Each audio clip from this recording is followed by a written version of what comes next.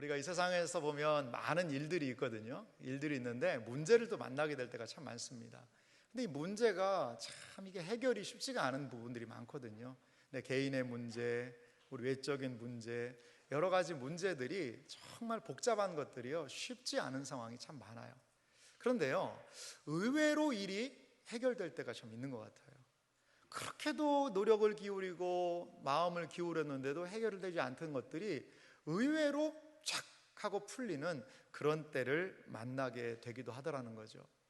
우리가 룻기의 내용을 좀 살펴보고 있는데요, 룻기 1장은 어떤 내용이었습니까? 룻기 1장에는 많은 어려움들이 있었어요. 어떤 어려움들이 있었습니까? 엘리멜렉이라는 사람이 이 베들레헴에서 살다가 너무 기근이 심하니까요, 모압이라는 그 지방 가서 거기서 살았어요. 그런데 거기에 자기 두 아들까지 데려갔는데 두 아들 다 죽었습니다. 이러한 한 가정의 완전한 몰락 아니겠어요? 큰 아들이 죽고 작은 아들이 죽고 그리고 남편까지 잃은, 그래서 이제 남은 것은 남편을 잃은 그 세 여인만 남아있는 그런 상황. 거기에서 나오미는 모압에서 다시 베들레헴으로 돌아가기로 결심을 하고 베들레헴으로 돌아가죠. 아무것도 없는 빈털터리로 말이죠. 그때 이 시어머니 나오미를 따라온 여인이 있으니 그 여인이 룻 아니었습니까? 나오미는 자신의 인생이요, 이제 아무것도 없다, 텅 비었다라고 그렇게 슬픔의 노래 애가를 합니다. 룻기 2장은 무엇을 이야기하고 있었죠? 그런데 이 룻이라는 이 모압 땅에서 온 모압 출신의 며느리가 이삭을 주우러 가는 거예요, 밭으로. 보아스라는 사람의 밭에 가서 이삭을 줍는 이야기가 바로 룻기 2장에 있습니다. 그래서 그 이삭을 주어서 시어머니도 먹고 자기도 먹고 그런 연명을 하게 되는 이야기가 룻기 2장에 등장을 했어요. 그런데 룻기 3장에는 어떤 일이 일어났죠? 그렇게 이삭 죽고 살던 이 여인, 이 가정이 이제 보아스의 타작마당에 과감하고 담대하게 가서 보아스를 만납니다. 그리고 우리 가정을 좀 살려주십시오. 당신이 우리 가정에 기업을 물을 자인데 우리 가정을 좀 일으켜주세요 라고 이야기하는 장면이 룻기의 이야기였습니다. 룻기는요, 상당히 어두움으로 정말 해결할 수 없는 큰 문제로 시작을 해요. 이 문제가 과연 어디에서 어떻게 해결될까 잘 모르겠어요. 하지만 조금씩 그 문제가 어떻게든지 해결되는 것 같아요. 이제 룻기 4장 한 장이 남았는데요, 이 룻기는 우리에게 무엇을 보여주고 있습니까? 룻기는 바로 그 문제가 어디에서 어떻게 해결될 수 있는지를 오늘 본문을 통하여 우리에게 보여주고 있습니다. 과연 그러면 이 룻 가정의 어려운 상황, 이들의 장래, 이것은 어떻게 해결될까요? 하나님은 이 룻과 나오미의 가정을 위하여서 사람들을 움직이고 계세요. 그게 누구냐면 바로 보아스 사람입니다. 보아스라는 사람이고 또 하나 오늘 아무개가 등장합니다. 아무개. 이 보아스와 아무개를 통하여 하나님은 어떻게 역사하셨을까요? 보아스는 일을 성취하기 전까지는 결코 쉬지 않는 사람이다라고 나오미가 이야기를 했어요. 룻기 3장 18절 말씀 보니까 이렇게 말합니다. 이에 시어머니가 이르되 내 딸아, 이 사건이 어떻게 될지 알기까지 앉아있으라. 그 사람이 오늘 이 일을 성취하기 전에는 쉬지 아니하리라 하니라. 나오미는 알았어요. 보아스가 어떤 사람인 줄 알았어요. 보아스는 쉬지 않을 거라는 거죠. 이 일을 무엇입니까? 나오미의 가정, 룻, 이 사람들을 살리고 회복시키는 그 고엘이라는 제도, 기업을 모르는 그 일을 완수하기 전까지는 아마 보아스는 쉬지 않을 거야. 저는 오늘 말씀의 제목을요, 쉬지 않는 성취자 보아스라고 정해봤어요. 그렇습니다. 쉬지 않고 무엇인가 하나님이 보여주신 그 길로 달려나가는 보아스, 그를 통하여 하나님은 일하신다는 겁니다. 보아스는 성문에 가서 앉습니다. 그런데 그때 마침 보아스보다 이 롯과 나오미의 기업을 더 빨리 물을 수 있는 더 가까운 친족한 사람이 지나가는 거지요. 보아스는 그 사람을 불러서 앉힙니다. 그런데 그 사람의 이름이 무엇입니까? 4장 1절에 보니까요, 아무개요 라고 이야기하고 있습니다. 아무개. 여러분, 아무개가 뭡니까? 성은 아시오, 이름은 무개입니까? 그건 아니잖아요. 아무개는 그냥 이름을 모르면 아무개라고 부르기도 해요. 국어사전에 찾아보니까요, 어떤 사람을 구체적으로 이름 대신 부르는 말이 아무개라고 이야기하면 무명씨라고도 이야기할 수 있겠죠. 아마도 이름을 알았음에도 불구하고 의도적으로 이름을 적지 않지 않았나, 뒤에서 좀 살펴보겠습니다만 그런 생각이 들어요. 아무개요 라고 부릅니다. 보아스는 엘리멜렉의 소유지를 그 아무개 네가 살 거냐 라고 물어봅니다. 오늘 룻기 4장 3절 말씀 보니까요, 이렇게 말하고 있죠. 보아스가 그 기업 물을 자, 이게 아무개입니다. 아무개에게 이르되 모압 지방에서 돌아온 나오미가 우리 형제 엘리멜렉의 소유지를 팔려 함으로. 여기에서 참 재밌는 표현이요, 모압 지방에서 돌아온 나오미가 우리 형제 엘리멜렉의 소유지는 토지라고 볼 수 있어요. 이것을요 팔려고 한다는 거죠. 여러분, 나오미가 땅이 있습니까? 왜 나오미가 땅을 팔려고 얘기한다고 그럴까요? 아니, 나오미가 땅이 있었으면 지금 이렇게 고생할 필요가 있을까요? 아마도 근데 이런 게 있는 것 같아요. 오랜 기간 동안 외국에 나가 있었으니까 엘리멜렉이 가지고 있던 땅이 있었지 않겠습니까? 이 사람들을요, 이 땅을요, 다른 사람이 와서 경작하는 거죠. 그래서 이제 그 사람들이 오랫동안 농작을 했으니까 소유권에 대해서 주장을 못할 수도 있어요. 또 하나, 엘리멜렉이 기근이 들고 하니까 그 땅을 다른 사람한테 팔아버리고 갔는데, 이제 엘리멜렉은 죽었지만 그 땅을 다시 한번 되찾아야 되는 그런 일들이 있을 수도 있다는 거죠. 그래서 판다라는 그런 표현을 했는데, 나오미가 어떤 땅을 가지고 있어서 판 건 아닌 것 같아요. 하지만 엘리멜렉의 소유지는 그 나오미와 분명히 어느 정도 연결이 좀 되어 있었던 것 같아요. 우리는요, 사실 이 좀 개념이 우리나라와는 좀 다릅니다. 여러분, 내가 산 땅 있죠? 내 땅은요, 내가 오랫동안 가지고 있을 수 있어요. 근데 이스라엘은 그렇지 않았어요. 이스라엘은 모든 땅은 누구의 땅일까요? 하나님의 땅이었어요. 하나님이 그 자손들에게 나눠준 거죠. 그래서 그 자손 지파들이 자기의 땅을 소유합니다. 그런데 할아버지가 받은 땅, 아버지가 지었던 땅이 나한테로 오는 거예요. 이게 연결이 됩니다. 다른 사람한테 팔았다 그러면, 내가 돈이 없어서 팔았다 그러면, 내가 지불할 값이 없으면 친척이 대신 그걸 사서 다시 나한테 줄 수 있어요. 희년이라는 시간이 있는데요, 50년이 지나면 그 땅은요 다시 원래 주인한테로 돌아가게 했습니다. 그래서 사람들이요, 이 땅을 영원토록 자기 마음대로 샀다고 해서 소유하지 못하게 했어요. 땅은 하나님의 것이고 그 땅에 대해서 사람들은 잠시 빌려서 사용한다는 그런 개념이 있었다는 거죠. 이 나오미에게도 분명히 이러한 엘리멜렉은 죽었지만 그 나오미에게도 일정 부분 그 땅에 대한 권리가 있었던 것 같아요. 그런데 그것을 스스로는 찾을 수가 없는 거죠. 그래서 기업을 모르는 자가 그 땅을 되찾아야 줘야 되는 이러한 상황이 되었다라는 거죠. 4절 보니까요, 이렇게 그 상황을 조금 구체적으로 이렇게 얘기하면 좀 긴절이긴 한데요, 한번 상황을 보면요, 내가 여기 앉은 이들과, 거기 백성의 장로들이 앉아 있었던 것 같아요. 내 백성의 장로들 앞에서 그것을 사라고 내게 말하여 알게 하려 하였노라. 아무개 이 사람은요, 자기가 뭘 지금 해야 되는지도 모르는 거예요. 뭘 해야 되는지, 기업을 모르는 게 뭔지, 그리고 뭘 받아야 되는지, 그것을 전혀 지금 모르고 있는 겁니다. 모르고 있는 거예요. 그러니까요, 지금 그 아무개한테 당신이 이 엘리멜렉의 이 소유 이것을 과연 기업을 모르겠습니까? 라고 물어보는 겁니다. 그러자 이 사람은 무슨 얘기를 하냐면 자기가 모르겠다는 겁니다. 자기가 그 기업을 이어받겠다는 거예요.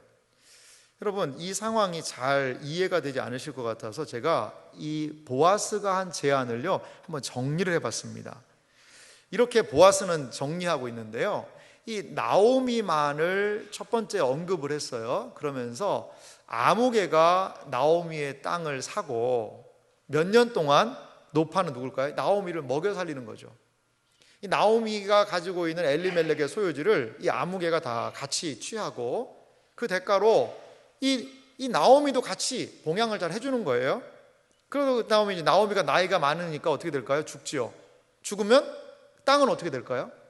누구 소유가 돼요? 아무개의 차지가 되는 겁니다.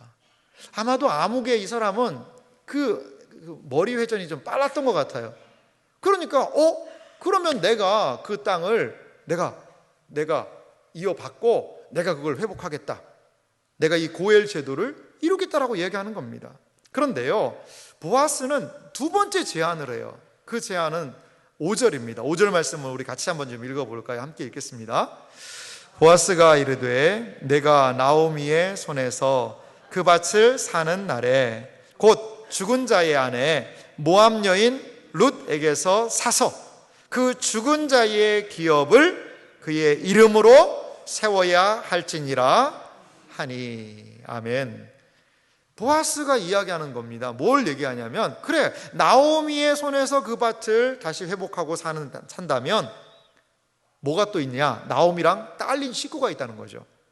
곧 죽은 자의 아내 모압 여인 룻에게서 사서 그 죽은 자의 기업을 그 이름으로 세워야 할지니라. 이게 잘 이해가 안 되시죠? 그래서 이 두 번째 제안에 대해서도 제가 정리를 한번 해봤습니다. 두 번째 제안을 보면 이제서야 나오미와 룻을 동시에 언급을 하고 있어요. 그러면서 말합니다. 아무개가 나오미의 땅을 차지요. 회복시켜 줍니다. 그리고 몇 년 동안 노파를 먹여 살립니다. 먹여 살리는데 이것까지는 앞이랑 똑같아요. 그런데 아울러 그는 젊은 과부 룻과 결혼하여서 룻의 여생은 물론 그가 낳은 자녀까지도 부양을 해야 된다는 거죠. 이 젊은 여인, 근데 이게 모압 여인이라는 것을 강조를 합니다. 이방 여인이에요. 그걸 강조를 하고 있어요. 그래서 룻의 자녀는 아무개의 성이 아니에요. 내가 낳지만 내 자녀가 아니에요. 그럼 어떻게 된다는 거죠? 죽은 남편의 성을 물려받도록 한다는 거죠. 죽은 남편의 성을. 그리고 자녀가 장성을 하면 아무개는 땅을 누구에게요? 그 낳은 자녀에게 넘겨줘야 된다는 거예요. 넘겨줘야 된다는 거예요. 여러분, 좀 복잡하네. 여기 나왔어요. 복잡하네. 뭐 복잡할 거 하나도 없습니다. 그게 뭐냐면, 아무개는 처음에 뭐만 생각했어요? 나오미만 몇 년 잘 봉양하다가 하면 그 엘레멜렉의 땅까지 내가 얻을 수 있겠구나. 그걸 처음에 생각을 했어요. 그런데 봤더니 누가 있는 거예요? 모압 여인 룻이라는 여인이 있는 거예요. 그러니까 일이 좀 복잡해진 거예요. 말씀대로. 뭐가 복잡해졌느냐? 나오미만이 아니라 이 룻도 같이 봉양해 줘야 되는데 룻을 또 아내로 맞이해서 그 사이에서 자녀를 낳고, 자녀를 하면 그건 내 자식은 아니에요. 룻의 자식이고요. 룻의 죽은 이 엘리멜렉 가문의 자녀로 올려주는 거죠. 그래서 그 땅을 이 자녀에게 줘서 그 집안이 계속 이 땅을 소유할 수 있도록 해주자는 거예요. 그러니까 이 아무개가 생각할 때 이거는 나한테 뭐가 있다는 거죠? 손해라는 거예요. 룻기 4장 6절은 그래서 이렇게 말합니다. 그 기업 물을 자가 이르되 나는 내 기업에 손해가 있을까 하여 나를 위하여 물으지 못하노니 내가 물을 것을 내가 물으라. 나는 물으지 못하겠노라 하는지라.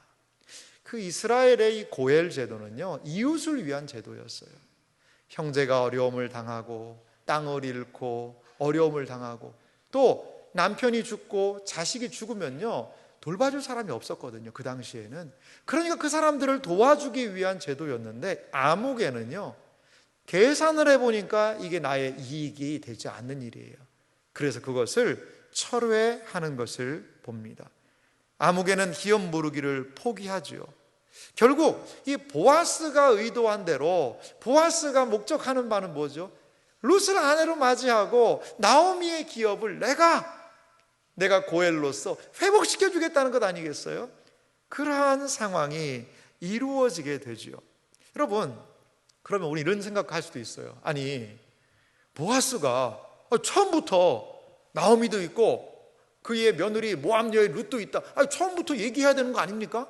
그거 딱 감춰놨다가 짠, 사실 이것도 있다 이러니까 아유 뭐 이러냐, 나 싫어, 이런 거 아닙니까? 이게 속이면 안 되지 않습니까? 여러분, 속인 건 아니에요. 속인 건 아니에요. 왜 속인 게 아니냐? 내가 한 사람의 기업을 물어준다는 것은요, 관심과 사랑이 있어야 되거든요. 그리고요, 그런데 이 사람은요, 아무개는 아무런 관심도 없습니다. 무책임한 거예요. 베들레헴 누구나 다 알고 있는 나오미와 룻의 이야기를 이 사람은 까마득히 모르고 있어요. 보아스는요, 매우 신중한 사람이었습니다. 그래서 일을 어떻게 풀어야 할지를 알고 있었어요. 잠언 12장 23절 말씀을 좀 같이 한번 읽어볼까요? 함께 읽겠습니다. 슬기로운 자는 지식을 감추어도 미련한 자의 마음은 미련한 것을 전파하느니라. 아멘.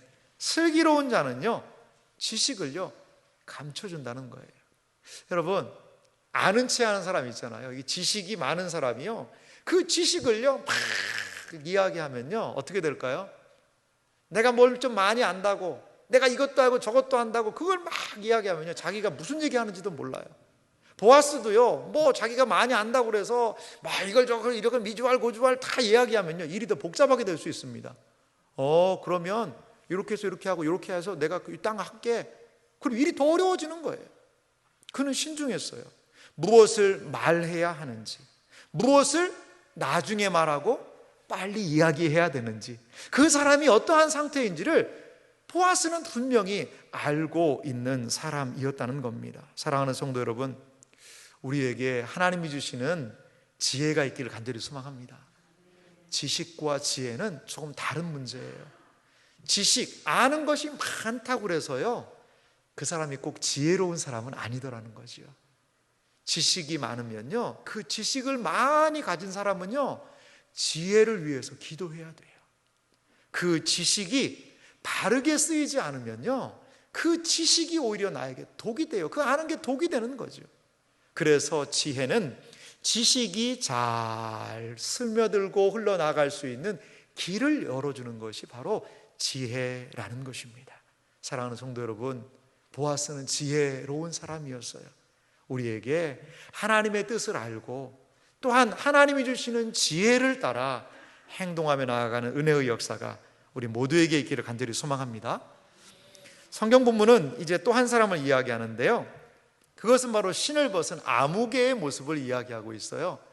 이 아무개가요 신을 벗었는데요, 룻기 4장 7절부터 보니까 이렇게 말합니다. 옛적 이스라엘 중에는 모든 것을 무르거나 교환하는 일을 확정하기 위하여 사람이 그의 신을 벗어 그의 이웃에게 주더니 이것이 이스라엘 중에 증명하는 전례가 된지라. 자, 신을 벗어가지고요 내가 무엇을 하고 안 하고를 결정하는 전례가 됐다는 거죠. 8절에도 이어서 말하는데, 이에 그 기업 물을 자가 아무개죠, 보아스에게 이르되 내가 너를 위하여 사라 하고 그는 신을 벗는지라. 여러분, 참 독특한 표현이죠. 신발을 벗는 게 포기한다는 그런 뜻이라는 거죠. 이게 어디에서 근거한 것이냐면요, 신명기의 말씀 보니까 25장 9절에 이러한 구절이 있어요. 그의 형제의 아내가 장로들 앞에서, 이건 무슨 의미냐면 그 형제가 있었는데요, 그 형제가 죽었어요. 아내가 혼자 남은 거죠. 그 혼자 남은 아내는요 이제 살 길이 막막한 겁니다. 어떻게 살아야 될지를 몰라요. 남편이 없는 사람은 아들이라도 있어야 됩니다. 그래서 그 당시에 그 사회에 살 수 있어요. 그런데 그게 없는 거죠. 그러면 이 형제가 죽었으니까 그 집안은 끝나는 겁니다. 그래서 하나님은 무엇을 이야기하냐면, 다른 형제에게 그 아내, 이 죽은 형제 대신 그 아내 사이에서 자녀를 낳아주라는 거예요. 그래서 그 집안이 계속적으로 이어질 수 있도록 하라는 겁니다. 지금 윤리 도덕적으로 이게 맞습니까? 이제 여러분, 지금의 관점이 아니라요, 3000년 전에는 이게 너무나도 중요한 문제였어요. 중요한 문제였어요. 그래서요, 그의 형제의 아내가 장로들 앞에서 그에게 나아가서 그의 발에서 신을 벗기고 뭐라고 했냐면, 나는 못 무르겠다, 나는 그렇게 못한다, 내 형제가 죽었지만 내가 그의 집안을 세워주는 거 나 싫다라고 했다는 거죠. 그러면 장로들 앞에서 그에게 나아가 그의 발에서 뭘 벗겨요? 신을 휙 벗기는 거죠. 그리고 그의 얼굴에다가 뭐를 뱉어요? 침도 이렇게 뱉습니다. 그리고 이르기를 뭐라고 얘기하냐면, 그의 형제의 집을 세우기를 즐겨 아니하는 자에게는 이같이 할 것이라 하고, 여기에서 보아스가 침까지는 안 뱉었습니다. 하지만 신발은 벗었어요. 아마 신발을 벗는 것이 관용적인 표현이 됐던 거예요. 나는 못하겠다, 난 포기한다. 포기각서가 바로 신발 벗는 겁니다. 여러분, 신발 벗는 행동이 떳떳한 행동일까요? 부끄러운 행동입니다. 수치죠. 부끄러운 거예요. 아니, 그 형제의 집안이 그렇게 무너져 있는데 그걸 좀 도와줘서 그 집안을 좀 세워주는데, 하나님이 하라고 얘기하셨는데도 그거 나는 안 하겠다는 거죠. 윤리적인 것, 아니 여기에 법적인 그런 문제는 없어요. 법으로 이것을 해서 그거 안 하면 벌금을 물고 감옥 들어가야 된다, 그러한 말은 성경에는 없습니다. 이것은요, 공동체의 사랑의 표현이었어요. 하나님의 권면입니다. 그런데 이 사람은 그것을 시행하지 않습니다. 아무개는 신을 벗으며 자신에게 손해보는 대신에 나는 차라리 수치를 택하겠다라고 이 사람은 생각하는 겁니다. 성경이 말하는 아무개의 모습을요, 제가 몇 가지로 좀 정리해 봤습니다. 이 아무개의 모습을 보니까요, 첫 번째 아무개는요, 베들레헴 사람들이 다 알고 있는 나오미와 롯 알지 못하고 있습니다. 아무개는요, 기업을 물으려면 관심이 있어야 되는데 주변 이웃 사람들에 대해서 관심을 갖고 있지 않아요. 베들레헴 사람들이 나오미와 룻, 모압 지방에서 온, 다 알고 있습니다. 보아스도 그런 얘기를 했어요. 네가 시어머니를 잘 섬기는 것은 우리 성 사람들 다 알고 있다. 하지만 아무개는 모른다는 거죠. 이웃에게 이 아무개는 관심 없다라는 거죠. 이웃도 돌보지 않는데 어떻게 형제의 고엘로서 기업을 물을 수가 있겠어요? 둘째, 아무개는요, 자신의 이익을 따라 움직이는 사람이에요. 아무개를 움직이는 것은 무엇입니까? 처음에는 그 밭을 내가 이어받으면 나에게 이익이 되겠구나, 나오미 얼마 있으면 죽으면 그 땅까지 다 합법적인데 소유가 될 수 있겠구나 라고 그는 생각했던 것 같아요. 아무개를 움직이는 것은 무엇입니까? 바로 돈입니다. 돈이 되면 하고 돈 안 되면 안 하겠다는 거죠. 하지만 모압 여인과 결혼해서 자녀 낳고 그 땅까지 다 그 자녀의 이름으로 올려주고 한다고 생각하니까 이거는 나한테 손해가 된다, 나는 안 하겠다. 아무개를 움직이는 것은 이익이라는 거죠. 마지막으로 아무개의 모습이 있어요. 같이 한번 아무개의 세 번째 모습 읽어볼까요? 함께 읽겠습니다. 아무개는 결국 아무것도 아닙니다. 이름대로인 것 같아요. 물론 이름이 아무개 이름을 소개하고 있지 않지만 말입니다. 아무개는요, 정말 아무것도 아닌 존재가 되고 말았다는 거죠. 성경이 이 사람을요, 아무개로 부르는 이유가 있어요. 그 아무개라는 히브리어 용어를 살펴보니까요, 페로니 알모니라는 단어가 쓰였어요. 이 페로니 알모니라는 이 단어는요, 어떤 이유에선지 간에 이름을 대고 싶지 않은 장소에도 쓰이고 사람에도 쓰여요. 혹은 이름을 댈 수 없는 장소나 사람을 막론해서 쓰이는 용어가 바로 페로니 알모니라는 이 단어입니다.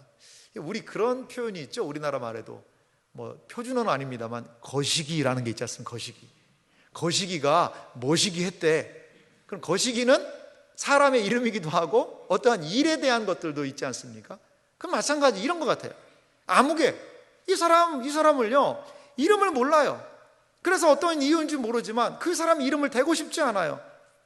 그런 아무개라고 이 사람을 이야기한다는 거죠. 사실요, 이 사람은요, 매우 중요한 사람입니다. 말론, 기럨, 엘리멜렉 대사 한마디 없어요, 룻기에. 그리고 그 사람들 이름이 다 적혀 있습니다.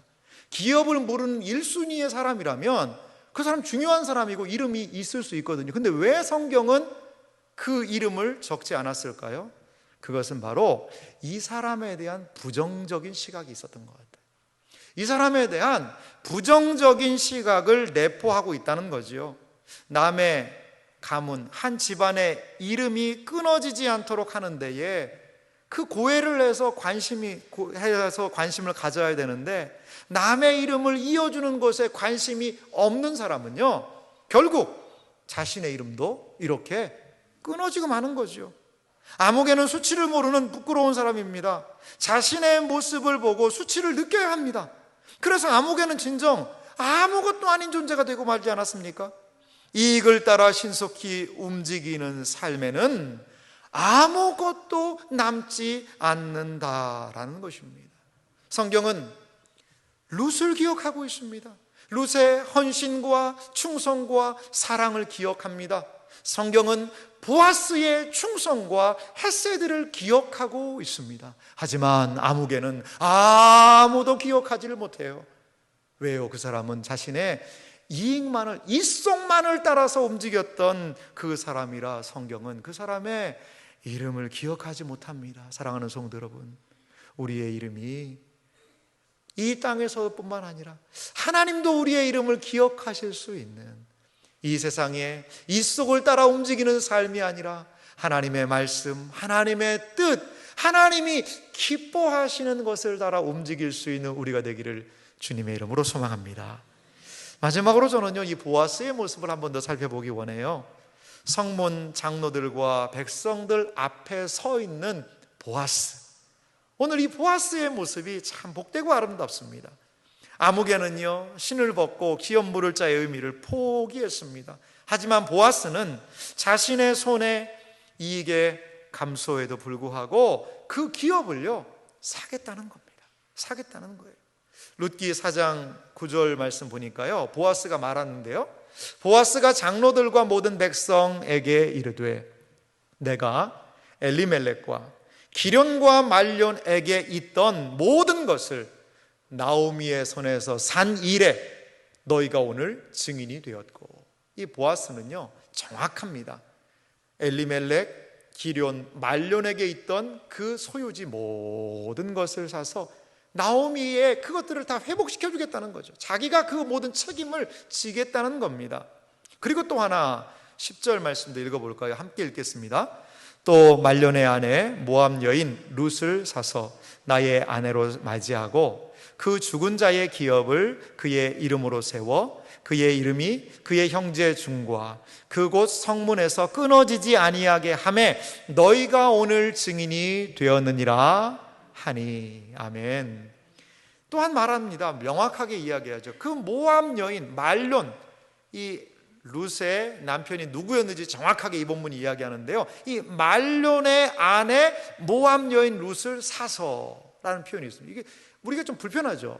사람을 사고 판다는 게 이게 아내를 산다는 얘기인가? 그것이 아니고요, 이거는 고대 시대의 관용적인 표현입니다. 결혼에 대한 관용적인 표현이에요. 우리식으로 쓴다면 이렇게 할 수 있어요. 말론의 아내 모압 여인 룻을과 결혼해서 나의 아내로 맞이하고 그 다음에 죽은 자의 이름으로 기업을 세우겠다는 겁니다. 이제 그 사이에서 낳은 자녀를 태어나면 그 자녀의 이름으로 그 땅을 다 회복시켜 주겠다는 겁니다. 그래서 엘리멜렉의 이 가문이, 나오미와 룻이 이 땅에서 잘 평안히 살 수 있도록 하겠다는 보아스는 선언을 하고 있어요. 여러분, 이 선언이 얼마나 복된 선언이었을까요?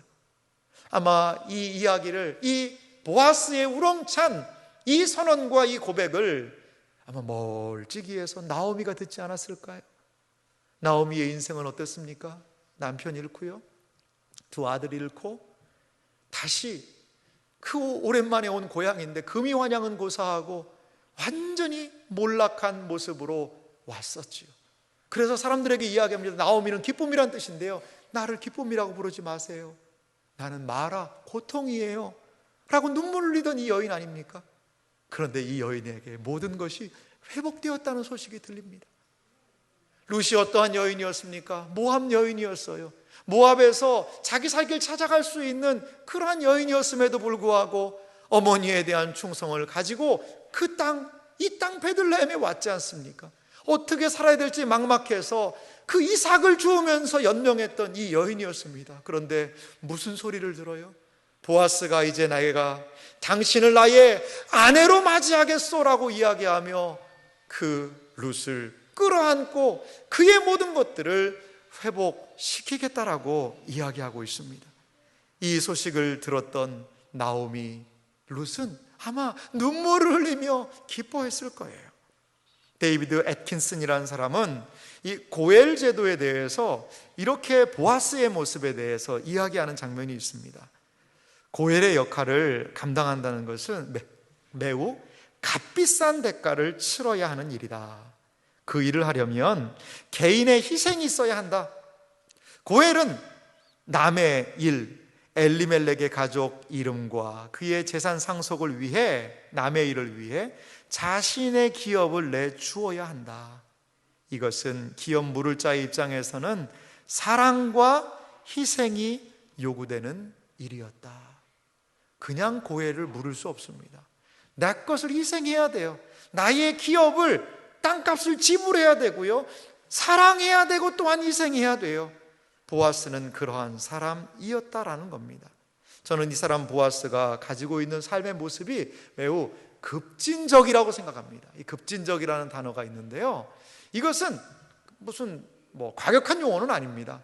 급진적이라는 것은 그 말 그대로 우리식으로 얘기하면 추진력을 가지고 하는 그 사랑이라는 거죠. 미적미적하게 나의 손해를 따지는 것이 아니라 그것이 옳다면 그것을 향해서 나아갈 수 있는 급진적인 사랑의 삶, 이것이 바로 보아스의 삶이었다는 겁니다. 보아스는요, 아무개처럼요, 이익의 길, 안전한 길로 가지 않아요. 도덕적으로, 법적으로 책임이 보아스에게 있지는 않았습니다. 그러함에도 불구하고 재산상의 손해를 감수하고도 룻과 결혼하기로 결심하지요. 여기서 보아스는 자기 희생의 가치가 무엇인지를 보여주고 있어요. 여러분, 자기 희생 없이는요, 그 어떤 것도 온전히 이루어질 수 없어요. 보아스의 이것은 자기의 이익을 넘어서서 한 가정을 살리고, 그 가정을 살리는 것에서 넘어서서 한 공동체를 살리는 놀라운 일이 되었다는 것입니다. 이 가문에서요, 이 보아스와 룻 사이에서요, 다윗이라는 이스라엘의 왕이 태어나는 집안이 되게 됩니다. 보아스의 이 희생, 헌신, 이 급진적인 사랑의 실천이 한 가정, 한 가문, 한 지역, 그리고 또한 이스라엘을 살리게 되었다라는 겁니다. 사랑하는 성도 여러분, 하나님이 우리에게 주신 사랑이 무엇입니까? 요한일서 4장 9절에서부터 보니까요, 이렇게 말씀하고 있어요. 하나님의 사랑이 우리에게 이렇게 나타난 바 되었으니 하나님이 자기의 독생자를 세상에 보내심은 그로 말미암아 우리를 살리려 하심이라. 10절은 이어 말합니다. 사랑은 여기 있으니, 우리가 하나님을 사랑한 것이 아니요 하나님이 우리를 사랑하사 우리 죄를 속하기 위하여 화목제물로 그 아들을 보내셨음이라. 보아스가 룻을 사랑하고 나오미를 사랑하여 기업을 물어주었던 것처럼 하나님은 우리를 사랑하셨다라고 이야기합니다. 보아스보다 더 큰 우리 하나님은 우리를 사랑하사 우리의 죄를 속하기 위하여 화목제물로 모든 손해를 감수하고 그 아들까지도 내어주셔서 우리에게 대한 하나님의 사랑을 확증하셨다라고 성경이 말하고 있습니다. 이 하나님의 사랑을 알게 된 깨달은 우리는 어떠한 삶을 살아야 할까요? 요한일서 4장 11절은 우리에게 말합니다. 우리 한 목소리로 같이 읽어봅니다. 사랑하는 자들아, 하나님이 이같이 우리를 사랑하셨은즉 우리도 서로 사랑하는 것이 마땅하도다. 아멘. 사랑하는 성도 여러분, 그렇습니다. 하나님의 그 놀라운 사랑을 경험한 우리가 할 일은 무엇입니까? 서로 사랑하는 것이지요. 하나님의 그 놀라운 사랑을 우리가 경험했다면, 하나님의 은혜가 우리에게 있다면 그 사랑이 우리를 통하여 흘러나가야 할 줄 믿습니다. 우리가 행복나눔 축제를 준비하고 있어요. 그래서 사람들을 작정하기도 합니다. 누구를 전도해야 할까? 누구를 초대해야 될까? 여러분, 작정은 무엇입니까? 관심이지요.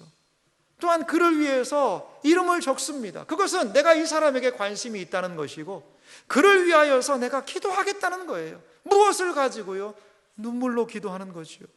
그리고 감동의 섬김으로, 그리고 동행의 초청으로 우리가 우리의 주변의 이웃 사람들에게 이 하나님의 은혜의 사랑을 드러내는 사람이 우리도 되어야 하지 않을까요? 하나님의 사랑 압니다. 예수님이 나 사랑하는 것도 알고요, 하나님 나 사랑하는 거 알아요. 그러면 오늘 성경은 이야기합니다. 너희도 이와 같이 사랑하라는 겁니다. 그것을 드러내라는 것입니다. 알고만 있고 나 혼자 머물러만 있으면, 그러면요, 하나님의 놀라운 은혜의 역사를 다 우리가 알지 못하는 거예요. 그 사랑을 흘려보내고 드러내고 나타내고 증거할 때 그 사랑은 커지고, 그 사랑은 놀라운 하나님의 은혜와 은총의 역사로 우리 앞에 나타나게 될 줄 믿습니다. 우리가 적는 그 하나의 이름, 이 사람, 내가 지금 자기의 이름을 적었는지도 모를 거예요. 여러분, 어떻게 보면 우리가 적는 이름이 아무 개일 수도 있어요. 아무 의미 없는 이름일 수도 있어요. 하지만 우리 기도하며 이름을 적어봅시다. 주님, 이 사람이 하나님 앞에서 아무 개가 되지 않게 해주시고, 보아스, 룻, 나오미, 믿음의 수많은 사람들처럼 하나님의 구원의 역사를 경험하는 이름이 되게 하여 주옵소서. 이러한 기대와 소망을 가지고 사랑으로 관심, 눈물, 감동 동행하게 될 때에 이 하나님의 놀라운 은혜의 역사가 우리 모두에게 나타나게 될 줄 믿습니다. 하나님은 우리를 위해 지금도 쉬지 않으시는 분이심을 믿습니다.